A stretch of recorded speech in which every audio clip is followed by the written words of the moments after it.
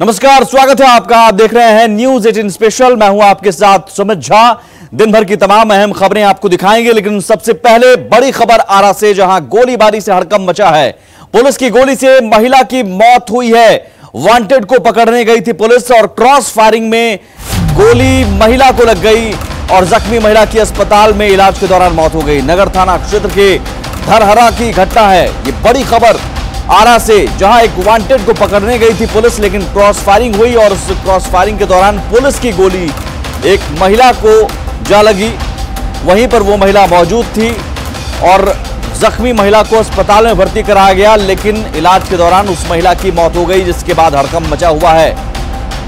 तो आरा से ये बड़ी खबर। हिमांशु हमारे साथ जुड़े हुआ है। हिमांशु, अपडेट क्या है? जी बिल्कुल, एक महिला की मौत हो गई है क्रॉस फायरिंग के दौरान। अभी तक जो सूचना मिली है उसके हिसाब से जो भोजपुर पुलिस की DIU टीम है वो किसी वांटेड को पकड़ने गई थी, जिसके बाद वांटेड की ओर से गोलियां चलाई गई और उसके बाद DIU टीम ने भी जब काउंटर फायरिंग की तो उसी दरमियान एक महिला के चेहरे में गोली लग गई और उसके बाद उसे शहर के एक निजी अस्पताल में भर्ती कराया गया, जहां से उसे पटना रेफर कर दिया गया। लेकिन फिलहाल ये पता चल रहा है कि उस महिला की भी मौत हो गई है। और कुल मिलाकर ये वांटेड को पकड़ने गई पुलिस और अपराधियों के बीच क्रॉस फायरिंग में ही महिला को गोली लगी है, जिससे उसकी मौत हो गई है। सुमित, गोली पुलिस की लगी है महिला को? गोली पुलिस की लगी है या क्रॉस फायरिंग के दौरान लगी, इसकी भी पुष्टि करने वाला अभी कोई नहीं। लेकिन फिलहाल जो सूत्र बता रहे हैं, जो विश्वस्त सूत्र बता रहे हैं, उसमें DIU की टीम जो थी भोजपुर पुलिस की, उसी की क्रॉस फायरिंग में पुलिस की गोली से ही महिला की मौत की बात सामने आ रही है। सुमित, बहुत शुक्रिया हिमांशु इस जानकारी के लिए। द्वारा से ही बड़ी खबर, एक वांटेड को पकड़ने जाती है पुलिस, वहां पर अपराधियों के साथ मुठभेड़ होती है, क्रॉस फायरिंग होती है और क्रॉस फायरिंग में वहां पर मौजूद एक महिला निर्दोष, उस महिला को गोली लगती है और उसकी मौत हो जाती है, जिसके बाद हड़कंप मचा हुआ है।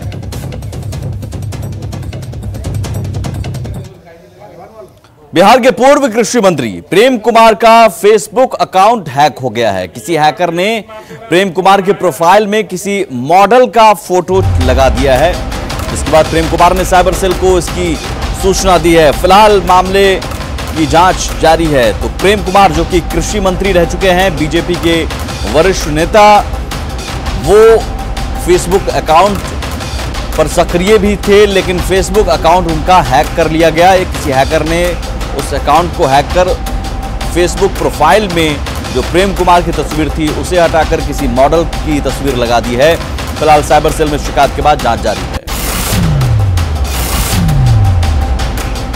पूर्व कृषि मंत्री प्रेम कुमार का यही फेसबुक अकाउंट है और देखिए, किसी मॉडल का फोटो, किसी मॉडल की तस्वीर लगा दी गई।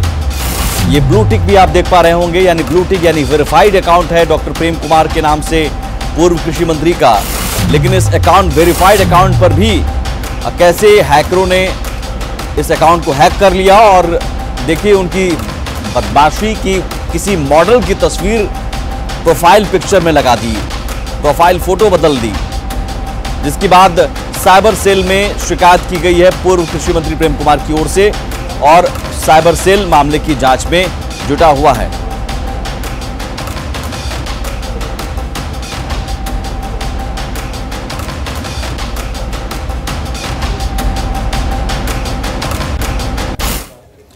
आगे बढ़ते हैं, सियासी गलियारों का रुख करेंगे। रविवार को बीजेपी के प्रदेश प्रभारी भूपेंद्र यादव ने तेजस्वी यादव को चुनौती दी थी कि खरमास बाद आरजेडी में होने वाले टूट को रोक सकें तो रोक लें। और सोमवार को जेडीयू सांसद ललन सिंह ने कह दिया कि अगर भूपेंद्र यादव चाह लेंगे तो आरजेडी का बीजेपी में विलय हो जाएगा, मर्जर हो जाएगा। अब आरजेडी नेता पलटवार कर रहे हैं। क्या खरमास के बाद टूट जाएगा आरजेडी? क्या आरजेडी में होने वाली है बड़ी भगदड़? ये हम नहीं कह रहे, ये वो सवाल हैं जो रविवार से बिहार के राजनीतिक गलियारे में हलचल मचाए हुए हैं।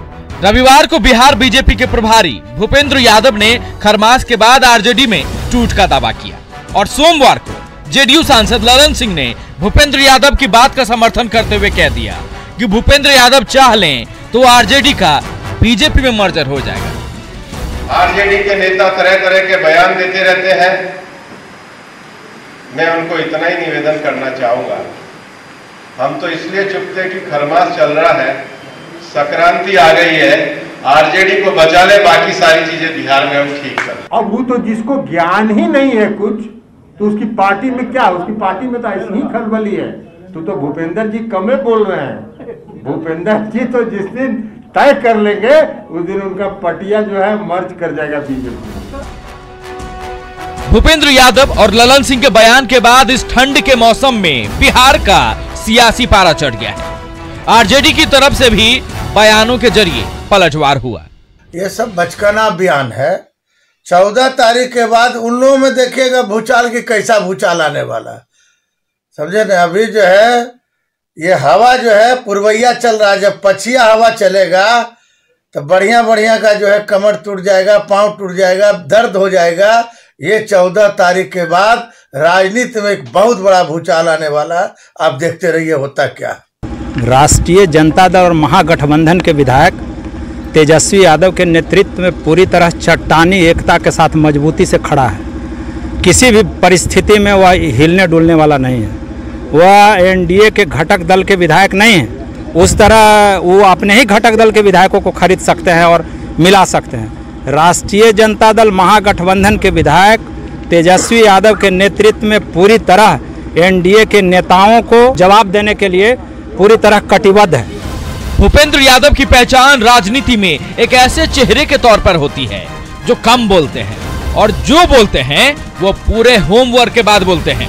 बाकी भूपेंद्र यादव के दावे में कितना दम है ये वक्त ही बताएगा। न्यूज़ 18 के लिए पटना से आनंद अमृतराज और धर्मेंद्र के साथ जहानाबाद से रागी बहसन की रिपोर्ट। आगे बढ़ते हैं। उमेश कुशवाहा ने जेडीयू के प्रदेश अध्यक्ष का पद संभाल लिया है। न्यूज़ 18 से बातचीत में वे कई सवालों पर उलझते भी दिखे और तल्ख सवालों का जवाब बच बचा कर देने की कोशिश भी की। इस वक्त हमारे साथ मौजूद हैं जेडीयू के नए प्रदेश अध्यक्ष उमेश कुशवाहा। उमेश जी, आपकी पार्टी तमाम जातियों की पार्टी मानी जाती थी, लौकुश में सिमट कर क्यों रह गई? राष्ट्रीय अध्यक्ष लौकुश समाज से, मुख्यमंत्री लौकुश समाज से, आप भी प्रदेश अध्यक्ष बने इसी समाज से, तो इस समाज को मैसेज देने की कोशिश जो की जा रही है, लेकिन जिस जेडीयू के बारे में बोला जाता है कि तमाम जातियों की पार्टी है, वो तो उसके बारे में मैसेज गलत चला गया। इस पर आप कहाँ कह रहे हैं कि लवकुश का ही पार्टी है? सिर्फ हमारी पार्टी जो है, हमारे नेता जो है माननीय मुख्यमंत्री श्री नीतीश कुमार जी, ये समाज के हर वर्ग के लेके चलते हैं और समाज के हर वर्ग के लिए उन्होंने काम किया है। लेकिन कहते हैं ना सर कि तस्वीर झूठ नहीं बोलती। तस्वीर तो सामने दिख रही है ना, पार्टी में 3 बड़े पद होते हैं, तीनों पे लघु समाज के लोग हैं। बहरहाल जो भी आपका समीकरण, लेकिन इतना तो माना जाए कि 2010 में जब आपकी पार्टी को 115 से ज़्यादा सीट आ गया था, उस समय तो तमाम जातियों ने दिया, अति पिछड़ा की बात होती थी, सवर्णों की बात होती थी, लेकिन इस बार तो सिर्फ लवकुश को ही देखा जा रहा है। ऐसा लवकुश जो हमारा आधार वोट है और हमारा आधार वोट, उसके बाद अति पिछड़ा दलित सभी मेरा वोट है, और उसके बाद जो भी हमारे समाज के हर तबके के लोग, हमारे समाज के हर तबके के लोग हमारे साथ जुड़े हुए हैं और सभी लोग को हमारे नेता मान सम्मान में कोई कमी नहीं कर रहे हैं और उनको लेके चल रहे हैं। सर 2005 से लेकर आज तक अगर आप देखें तो इस विधानसभा चुनाव के पहले जेडीयू बिहार में बड़े भाई की भूमिका में रही, लेकिन इस वक्त जो परिणाम है उसमें छोटे भाई की भूमिका हो गई, आपसे बड़ी पार्टी 2-2 हो गई, तो फिर कैसे भूमिका बढ़ेगी आने वाले समय में? ये बड़ी भाई और छोटे, यहाँ माननीय मुख्यमंत्री जी के नेतृत्व में सरकार चल रही है और पूरे विश्वास के साथ हम कह रहे हैं कि पूरे 5 साल सरकार चलेगी। एनडीए में कोई अथी नहीं है, ये छोटा बड़ा भूमिका नहीं है। आप इस समय में पहले भी आप लोग एमपी के पार्टी के लोग कहते थे ना कि बड़े भाई की भूमिका। एमपी के चुनाव में आप लोग कह रहे थे, जब लोकसभा का चुनाव होना था तो कह रहे थे कि हमको 12 सीट मिलेगा, 10 सीट मिलेगा एनडीए में। नहीं, अब देखें कि किस तरह से हम लोग का सीट मिला। नहीं, आगे आप देखिए, आगे उस पर। तो आपके पार्टी नीतीश कुमार सबसे बड़े जनाधार वाले नेता है बिहार में, आपका ये दावा है? बिल्कुल। तो अगर ऐसी थी सर, तो विधानसभा चुनाव में आपकी पार्टी को सीट कैसे कम हो गई? आपके जो सहयोगी पार्टी बीजेपी, उसकी सीट बढ़ गई। और वो जो परिणाम आया है, हम लोग उस पर चिंतित कर रहे हैं। चिंता मैंने जो परिणाम आया है उसके लिए तमाम हम ही लोग नहीं, हमारे जो जनता भी हैं वो लोग भी इस पर विषय गंभीर विषय है, इस पर लोग चिंता कर रहे हैं। आगे बढ़ते हैं। बिहार में हर साल बाढ़ भारी तबाही मचाती है, लाखों की संख्या में लोग बेघर होते हैं। शासन से लेकर प्रशासन तक बाढ़ पीड़ितों के बीच राहत पहुंचाने के लिए बेचैन नजर आता है, लेकिन जब बाढ़ पर कंट्रोल की बात आती है तो लापरवाही नजर आती है। पर्यावरण संरक्षण को लेकर सरकार कितनी गंभीर है, इसकी बानगी सीएम नीतीश के ड्रीम प्रोजेक्ट जल जीवन हरियाली से समझी जा सकती है, लेकिन यह सपना तब तक कैसे पूरा होगा जब तक नदियों का अवैध रूप से दोहन होता रहेगा। एक तरफ जल जीवन हरियाली,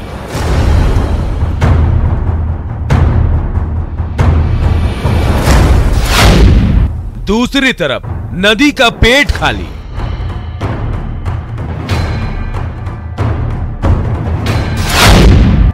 नाक के नीचे चल रहा काला खेल। शासन है मौन, प्रशासन भी फेल।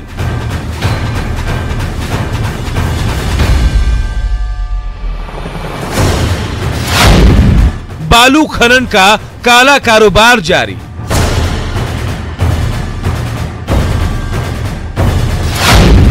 जागा नहीं प्रशासन तो पड़ेगा भारी।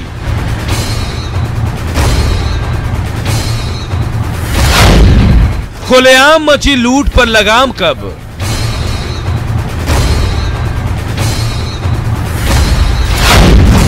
आंख खोलो शासन, कार्रवाई करो प्रशासन। जी हां, राजधानी पटना के मनेर थाना क्षेत्र में गंगा नदी में लाल बालू की अवैध रूप से खुदाई हो रही है। दिन के उजाले में, रात के अंधेरे में नहीं, दिन के उजाले में अवैध तरीके से सरकारी खजाने पर डाका डाला जा रहा है। बड़ी बड़ी पोकलेन मशीनें लगाकर गंगा से बालू निकाला जा रहा है। मनेर में बालू की अवैध खुदाई का जायजा लिया दानापुर संवाददाता अमरजीत शर्मा ने। उत्तरी बिहार, बंगाल, यूपी के लेबर भी ये लोग सब होते हैं। लोग अपना मजदूरी करने के लिए कि हम 200-400 रुपए जो भी कमाएंगे अपना बाल बच्चे के लिए कमाएंगे। तो यहाँ किस तरह का रोजगार मिलता है? बस वही बालू मजदूरी करना है केवल। और पटना में जो ईंट सीमेंट वाला काम नहीं मिलता है, बालू भरे निकालता है लोग, बालू धोता है। एक नाव भरे में बालू 1000-1200।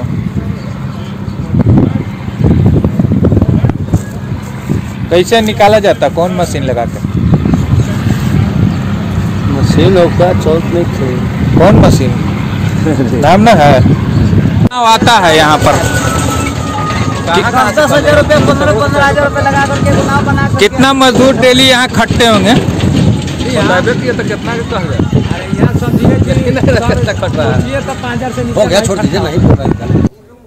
अभी हम मौजूद हैं शेरपुर के गंगा घाट पर।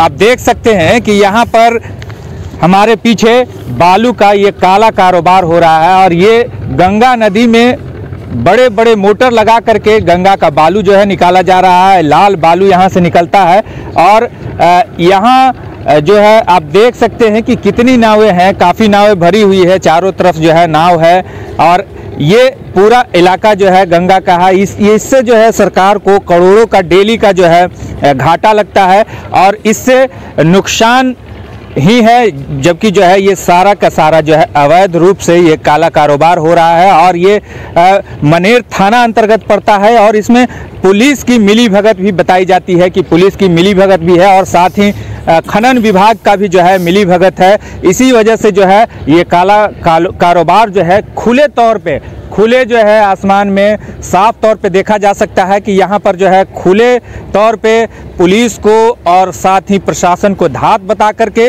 ये बालू की निकासी हो रही है और ये सारा अवैध कारोबार है। इसमें करोड़ों रुपए हर रोज़ जो है सरकार के बर्बाद हो रहे हैं, जबकि जो है सरकार इस पे रोक लगाने के लिए उपाय भी की है, लेकिन अधिकारी और सरकारी कर्मचारियों की मिलीभगत से, पुलिस की मिलीभगत से ये काला कारोबार लगातार जारी है।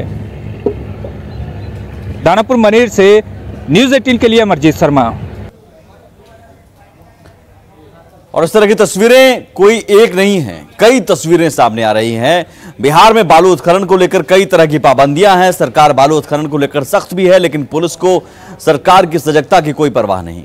बीच गंगा में पुलिस की नाक के नीचे बालू की चोरी हो रही है और नदी के दोनों किनारों की पुलिस बेपरवाह है। काले कारोबार की तस्वीरें देखेंगे तो आप भी हैरान रह जाएंगे।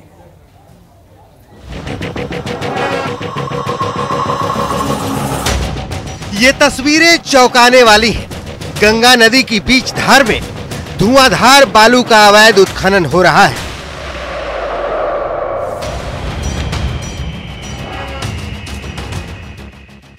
गंगा की गोद से खुलेआम बालू चुराई जा रही है। जबकि नदी के दोनों किनारों पर पुलिस होने का दावा किया जाता है। लेकिन प्रशासन की नाक के नीचे बालू के अवैध उत्खनन की तस्वीरें सिस्टम को पानी पानी करने वाली हैं।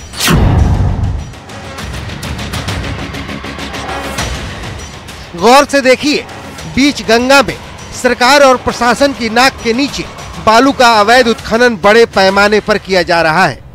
एक दो नहीं बल्कि दर्जनों नावों पर उत्खनन कर बालू लादा जा रहा है। आप देख सकते हैं तस्वीरों में किस कदर उत्खनन किया जा रहा है। कोई एक दो नाव नहीं है, कई नावें यहाँ दिख रही है।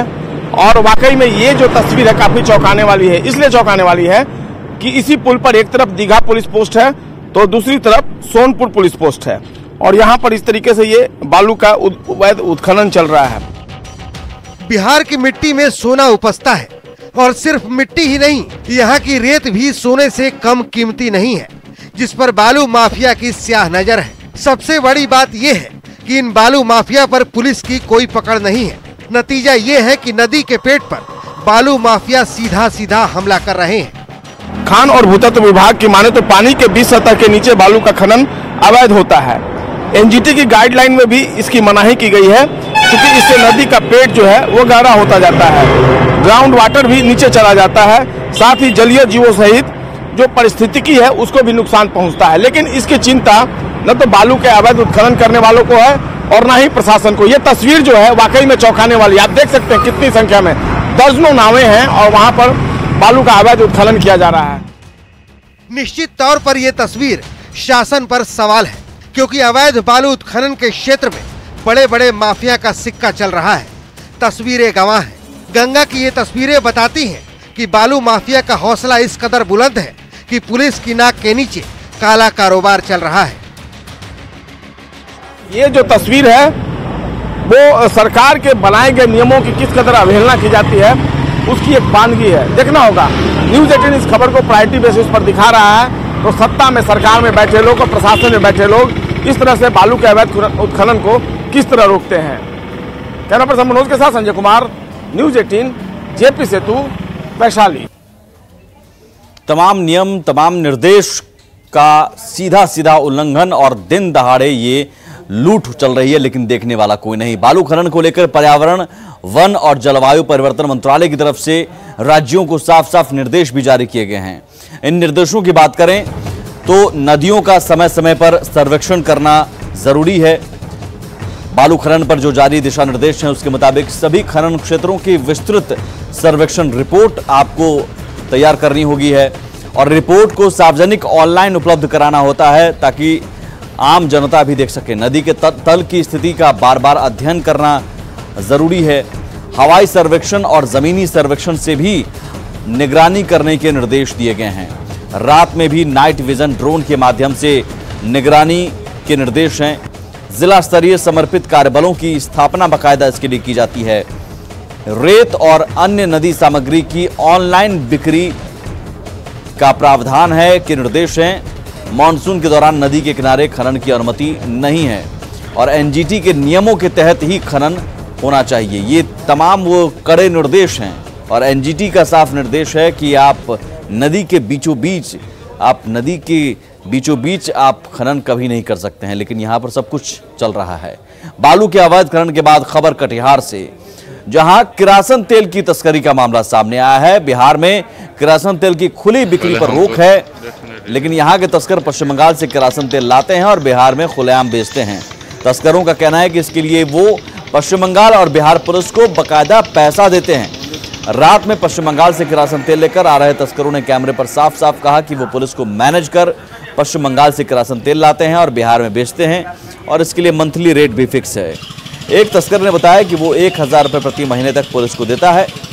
किरासन की तस्करी में पुलिसकर्मियों के नाम सामने आने के बाद वरिष्ठ अधिकारी अब जांच के बाद कार्रवाई की बात कह रहे हैं। ये तेल किरासन तेल कहाँ चलाते हो? कहाँ मैनेज किए हो? हाँ, 3 थाना मैनेज किए हो। कौन थाना मैनेज किए हो? परानपुर, लाभा और एगो बंगाल पड़ता है। एगो बंगाल था। किरासन तेल कहाँ से लेके आते हो? बंगाल से। इस बीच में थाना वाला सब तुमको नहीं कुछ कहता है क्या? थाना वाला कहता है खर्चा पानी देते हैं। कितना खर्चा देते हैं? 1000 मंथली। किनको देते हैं? वो लाभा में देते हैं अशराफ फुल को। उसके बाद यहाँ पे प्राणपुर में संजय को। हाँ, इस संबंध में चूंकि बंगाल और बिहार दोनों में एक राज्य, अलग अलग राज्य है और बॉर्डर है, तो इस तरह की काम कभी कभी होता है जो जाने अनजाने में हो जाता है। उसमें मिली भगत अभी हम नहीं कर सकते, लेकिन इससे पूर्व भी इस तरह की बात आई थी तो हमने जांच किया था, तो वहाँ जो रोशना ओपी में जो होमगार्ड बॉर्डर पर था उसकी ट्रांसफर हुई थी। पुनः हम लोग इसकी जांच देख लेते हैं और जो यदि हमारी पदाधिकारी के इसमें सहभागिता होगी तो उनके विरुद्ध हम लोग कार्रवाई करेंगे। खबर गोपालगंज से। गोपालगंज पुलिस ने भारी मात्रा में कछुओं की बड़ी खेप जब्त की है। वहीं इस मामले में पुलिस ने 2 तस्करों को भी गिरफ्तार किया है। बरामद कछुए की कीमत करोड़ों में बताई जा रही है। पुलिस ने कार्रवाई कुचायकोट के बलथरी चेक पोस्ट पर की। पुलिस के मुताबिक बरामद कछुआ लखनऊ से कोलकाता होते हुए भूटान के लिए ले जाया जा रहा था। फिलहाल गिरफ्तार तस्करों से पूछताछ की जा रही है। इसके द्वारा चेक पोस्ट पर चेकिंग के क्रम में जी एक DCM गाड़ी एक पकड़ाई है और उस गाड़ी में चेक करने पर करीब 1946 कछुआ मिला है, जिसमें 261 मृत पाया गया। वन विभाग के भी टीम को बुलाया गया, वन विभाग के भी लोग आए, उनके सामने गिनती की गई है। और इसी के साथ इस बुलेटिन में इतना ही, लेकिन आगे भी खबरों का सिलसिला न्यूज़ 18 बिहार झारखंड पर लगातार जारी है। नमस्कार।